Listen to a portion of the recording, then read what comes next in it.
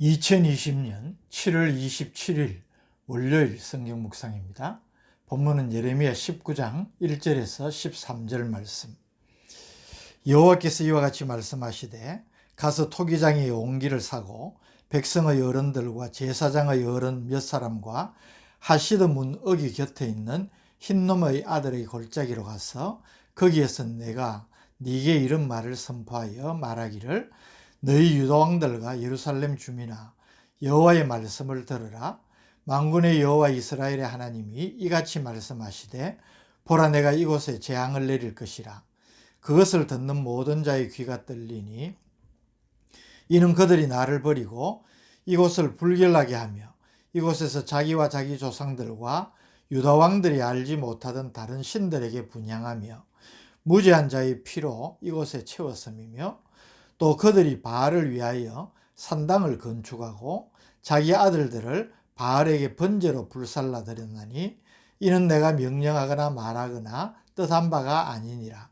그러므로 보라 다시는 이곳을 도벳이나 흰놈의 아들의 골짜기라 부르지 아니하고 오직 죽임의 골짜기라 부르는 날이 이를 것이라. 여호와의 말이니라.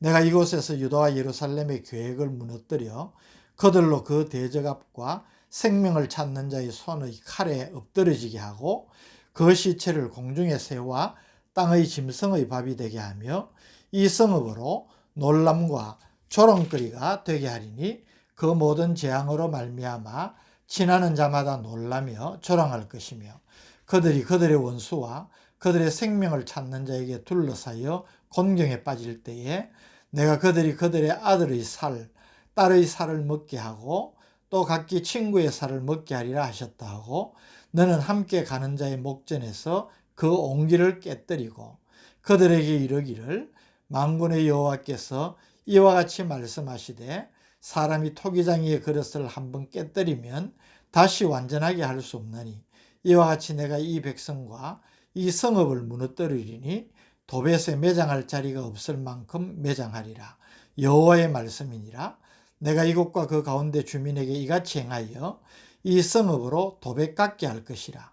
예루살렘 집들과 유다 왕들의 집들이 그 집 위에서 하늘의 만상에 분향하고 다른 신들에게 전제를 부음으로 더러워졌은즉 도벳 땅처럼 되리라 하셨다 하라 하시니.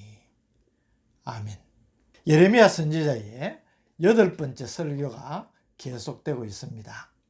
하나님의 절대 주권에 의한 유다에 대한 하나님의 심판 경고를 주제로 하는 예레미야 선지자의 8번째 설교는 18장에서 토기장이의 비유를 가지고 말씀을 선포한 데 이어 본문에서는 다른 유명한 깨어진 옹기의 비유를 말하고 있습니다.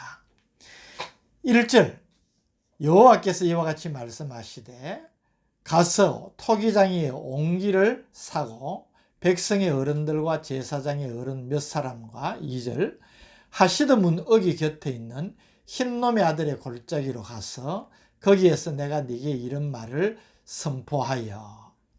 하나님께서 예레미야 선지자에게 토기장이의 집에 가서 옹기를 사서 그 옹기를 가지고 백성의 지도자들, 장로들과 제사장의 어른 몇 사람 이들을 데리고 함께 흰놈의 골짜기로 가서 내가 네게 주는 말씀을 선포하라고 명령을 하십니다.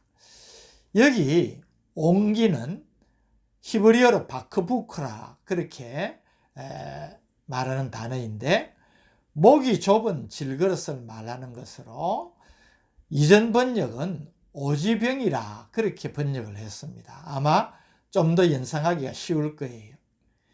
하시드 문은 예루살렘 성의 동문입니다. 이 문을 통해서 성내의 쓰레기를 반출해서 흰놈의 아들의 골짜기에 있는 쓰레기 소각장에서 처리했다고 하는 것입니다. 흰놈의 아들의 골짜기는 예루살렘 남쪽에 위치한 골짜기로 유다 백성들이 몰렉 신에게 인신공양을 한 치욕스러운 우상 숭배 현장입니다. 그래서 예레미야 선지자는 이곳이 하나님의 형벌의 장소가 될 것이라고 7장 32절에서도 이미 예언한 바가 있는 것입니다. 이 흰놈의 골짜기에서 하나님께서 선지자를 통해서 선포한 말씀을 3절이 보여줍니다. 말하기를 너희 유다 왕들과 예루살렘 주민아 여호와의 말씀을 들으라. 만군의 여호와 이스라엘의 하나님이 이같이 말씀하시되 보라 내가 이곳에 재앙을 내릴 것이라. 그것을 듣는 모든 자의 귀가 떨리니. 하나님께서 내가 이곳 즉 흰놈의 아들의 골짜기에 재앙을 내릴 것이라고 선포를 한 것입니다.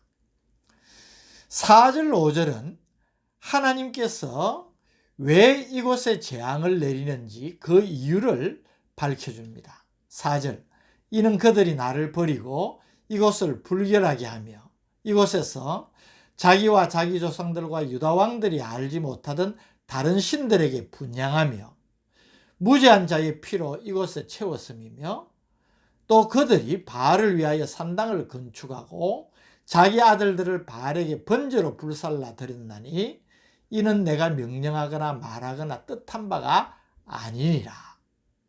하나님께서 이 흰놈의 아들의 골짜기에 재앙을 내릴 수밖에 없는 것은 유다 백성들이 우상 숭배로 이곳을 더러운 장소로 만들었고 여기에서 우상에게 분향을 하고 인신제사를 드리고 산당을 건축하고 우상에게 제사를 드리는 하나님이 명하시지 않은 하나님이 원치 아니하시는 우상 숭배의 죄를 범했음을 지적하는 것입니다. 그래서 하나님은 이곳에 대한 저주를 선포하십니다. 6절입니다. 그러므로 보라 다시는 이곳을 도벳이나 흰놈의 아들의 골짜기로 부르지 아니하고 오직 죽임의 골짜기라 부르는 날이 이를 것이라. 여호와의 말이니라. 여기 도벳은 암몬 족속의 신 몰렉을 섬기기 위해 유다 백성이 세운 사당의 이름입니다. 하나님께서 그 도벳 사당을 어떻게 가만두시겠습니까? 그래서 이것을 철저하게 파괴하여서 도벳 사당이나 흰놈의 아들의 골짜기로 불리지 아니하고 이제는 그곳 그러면 죽임의 골짜기라 부르는 날이 온다는 것입니다. 7절에서 9절은 재앙의 구체적인 내용을 말합니다. 7절 내가 이곳에서 유다와 예루살렘의 계획을 무너뜨려 그들로 그 대적압과 생명을 찾는 자의 손에 칼에 엎드려지게 하고 그 시체를 공중의 새와 땅의 짐승의 밥이 되게 하며 8절 이 성읍으로 놀람과 조롱거리가 되게 하리니 그 모든 재앙으로 말미암아 지나는 자마다 놀라며 조롱할 것이며 9절 그들이 그들의 원수와 그들의 생명을 찾는 자에게 둘러싸여 공경에 빠질 때에 내가 그들이 그들의 아들의 살, 딸의 살을 먹게 하고 또 각기 친구의 살을 먹게 하리라 하셨다 하고 구체적으로 그 재앙의 날이 임할 때에 그들이 당할 처참한 상황을 미리 말씀을 하신 것입니다. 이 말씀을 선포하고 함께한 사람들의 목전에서 예레미야 선지자가 옹기를 깨뜨리라고 명하십니다. 10절 너는 함께 가는 자의 목전에서 그 옹기를 깨뜨리고 예레미야의 이 행위는 앞서 선포한 유다에 대한 심판 예언의 확실성을 보여주는 행동 예언이라고 볼 수 있는 것입니다. 그리고 다시 하나님의 말씀을 선포하라고 명하십니다. 11절 그들에게 이르기를 만군의 여호와께서 이와 같이 말씀하시되 사람이 토기장이의 그릇을 한번 깨뜨리면 다시 완전하게 할 수 없나니 이와 같이 내가 이 백성과 이 성읍을 무너뜨리리니 도벳에 매장할 자리가 없을 만큼 매장하리라. 토기장이가 쓸모없다고 판단한 옹기를 깨뜨리면 산산조각이 나서 다시 복원이 될 수 없듯이 패역한 우상숭배의 죄에서 벗어나지 못하는 유다 백성이 이제는 다시 회복될 수 없을 정도로 멸망할 것이라는 심판의 선언인 것입니다. 12절 13절은 예루살렘 성읍 전체가 도배처럼 흰놈의 아들의 골짜기처럼 파멸될 것은 지도자, 일반 백성 할 것 없이 모두가 또 집집마다 우상 숭배가 만연하였음을 지적을 하십니다. 12절 여호와의 말씀이니라 내가 이곳과 그 가운데 주민에게 이같이 행하여 이 성읍으로 도배깎게 할 것이라. 13절 예루살렘 집들과 유다 왕들의 집들이 그 집 위에서 하늘의 만상에 분향하고 다른 신들에게 전제를 부음으로 더러워졌은즉 도배 땅처럼 되리라 하셨다 하라 하시니. 유다 백성들은 그들이 처한 곳곳에서 우상을 숭배함으로써 자신과 하나님의 거룩한 기업인 유다 땅을 부정케 만들었습니다. 하늘의 만상이라는 말은 이를 성신을 가리킵니다. 즉 유다 백성들은 장소에 구애받지 않고 집집마다 우상을 숭배하고 그들이 섬기는 우상의 수가 그들의 성읍의 수보다 많다고 예레미야 선지자가 지적할 정도였습니다. 예레미야 11장 13절에 이미 지적하였지 않습니까? 유다야 내 신들이 내 성읍의 수와 같도다. 너희가 예루살렘의 거리의 수대로 그 수치스러운 물건의 제단 곧 바알에게 분향하는 제단을 쌓았도다.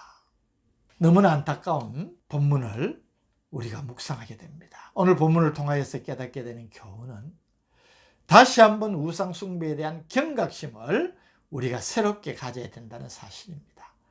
대부분의 다른 죄가 하나님의 계명의 일부분에 대한 불순종을 의미하는 데 비해서 우상 숭배는 하나님의 절대적인 구원과 유일성을 거부하는 적극적인 의미의 죄입니다. 때문에 우상 숭배는 더욱 무서운 죄인 것입니다.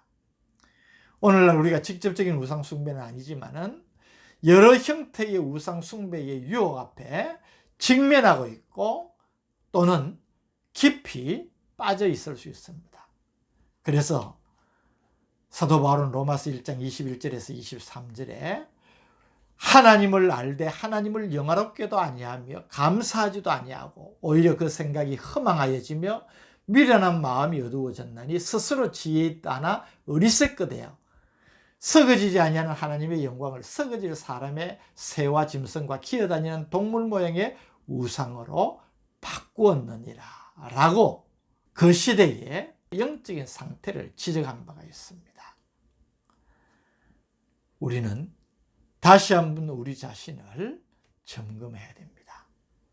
하나님을 사랑하고 하나님을 믿노라 하고 하나님만을 섬기겠나라고 입버릇처럼 이야기하지만 정작 우리가 하나님보다 더 사랑하고 하나님보다 더 앞세우고 하나님보다 더 마음으로 섬기는 것들은 없는지 경계해야 됩니다. 그리고 영적으로 깨어 있어서 이런 미혹에 빠지지 않도록 우리를 지켜 나가야 할 것입니다. 오직 하나님만을 섬기고 하나님만을 사랑하는 복된 성도가 되시기를 바랍니다. 오늘도 말씀으로 다시 한번 우리를 깨우쳐 주시니 감사합니다. 오직 하나님만을 섬기고 하나님을 섬기되 마음과 뜻과 힘을 다하여 온전히 하나님만을 섬길 수 있는 우리가 되게 하여 주옵소서. 예수님의 이름으로 기도드립니다. 아멘.